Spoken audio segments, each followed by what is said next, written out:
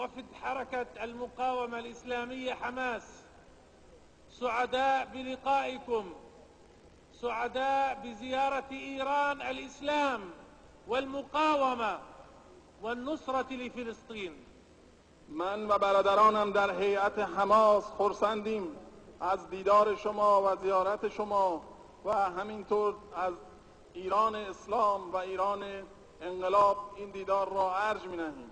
جئناكم بعد أن نصرنا الله نصرا مؤزرا على أرض غزة، جئناكم لنقول لكم شكرا.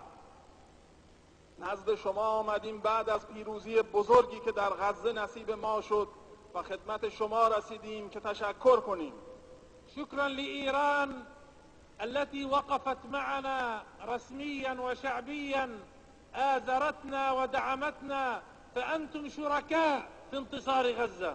تشکر میکنیم از ایران که حمایت کرد از ما، چه در بعد رسمی و چه در بعد مردمی، و شما شریک پیروزی ما هستید.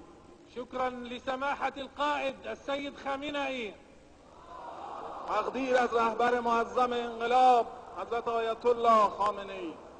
شكرا لفخامة الرئيس نجاد، تشکر از جناب آقای دکتر احمدی نژاد رئیس جمهور.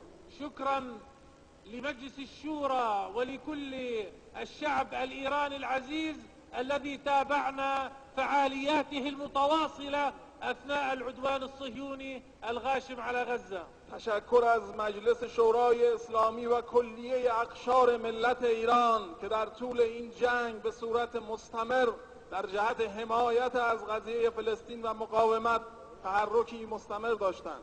شكرا على كل دعم مادي وسياسي وإعلامي وشعبي قدمتوه لنا، هو لن يضيع عند الله ولن يضيع عند أهل فلسطين. تشکر میکنیم از تمام حمایت‌های مادی و سیاسی و اسلامی و در تمامی زمینه‌ها که به راستی این حمایت‌ها هیچگاه اجرش نزد خداوند ضایع نخواهد شد و مأجور هستید نزد خداوند و مشکور هستید نزد مردم فلسطین.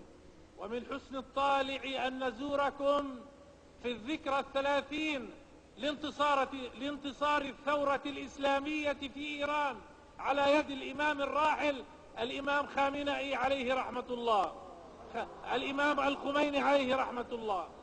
و چه نیکو تصادفی که همزمان با سال روز پیروزی انقلاب اسلامی که بنیاد آن توسط رهبر معظم انقلاب حضرت امام خمینی نهاده شد خدمت شما عزیزان برسیم. هذه الثورة العملاقة التي نقلت إيران من حالة إلى حالة، أصبحت إيران اليوم ملء السمع والبصر، أعزها الله بالإسلام وأصبحت نصيرا لحركات